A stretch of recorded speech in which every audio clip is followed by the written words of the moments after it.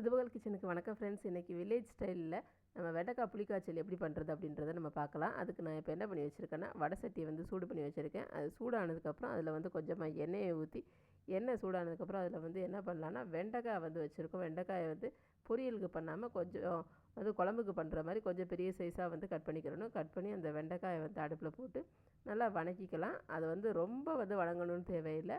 அதோட பிசுபிசுப்பு தன்மை வந்து போகிற அளவுக்கு மட்டும் வணங்கிட்டால் போதும். அது வணங்கினதுக்கப்புறம் அது கூட என்ன பண்ண போகிறேன்னா, ஒரு 50 கிராம் அளவு வெங்காயம், சின்ன வெங்காயம், பூண்டு, அது கூட பெருஞ்சீரகம், சோம்பு, ஒரு 10 கார மிளகா, அதாவது ரெட் சில்லி வந்து ஒரு 10 வந்து போட்டு ஒன்றா வந்து போட்டு நல்லா வந்து கிளறிக்கலாம். அது ஓரளவு வணங்கினதுக்கப்புறம் தான் போட்டிருக்கேன்.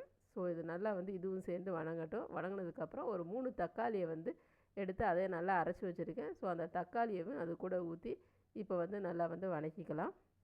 இப்போ தக்காளி வந்து வணங்கும் போது என்ன பண்ணுன்னா, அது கொஞ்சம் நல்லா வணங்கணுன்றதுக்காக நம்ம என்ன பண்ணுவோம்னா, கொஞ்சமாக அது கூட உப்பு வந்து சேர்ப்போம். அதே மாதிரி நம்ம தேவையான அளவு, குழம்புக்கு தேவையான அளவுக்கு உப்பு வந்து கொஞ்சம் சேர்த்துக்கலாம். உப்பு, அது கூடவே என்னென்னா மஞ்சத்தூளும் மிளகுத்தூளும் வந்து நான் சேர்த்துக்கிறேன். மிளகுத்தூள் வந்து நமக்கு வந்து கூட கொஞ்சம் இம்யூனிட்டியை இன்க்ரீஸ் பண்ணி கொடுக்கும். மஞ்சத்தூளும் வந்து நமக்கு வந்து இன்க்ரீஸ் பண்ணி கொடுக்கும். இந்த குழம்புக்கு வந்து புளிப்பு, காரம் 2 இருந்தால் தான் ருசியாக இருக்கும். அதனால தான் நம்ம மெயினாக வந்து மிளகாவும் 10 மிளகா போட்டிருக்கோம், மிளகும் போட்டிருக்கோம். இப்போ அது கூட புளி தண்ணியும் கரைச்சி ஊற்றிருக்கேன். புளி தண்ணி வந்து ஒரு நெல்லிக்காய் சைஸ் அளவுக்கு புளி தண்ணி வந்து அதில் வந்து ஊற்றிக்கலாம். கரைச்சி வந்து ஊற்றிட்டு அந்த தண்ணி வந்து நல்லா இப்போ வந்து தண்ணியாக இருக்குது. அது வந்து திக்காக வர்ற வரைக்கும் வந்து கொஞ்சம் நேரம் வந்து அது சூடாகட்டும். சூடாகி அது நல்லா திக்காக ஆனதுக்கப்புறம் நம்ம எடுத்தோன்னா அது வந்து அவ்வளோ ஒரு ருசியாக சூப்பராக இருக்கும்.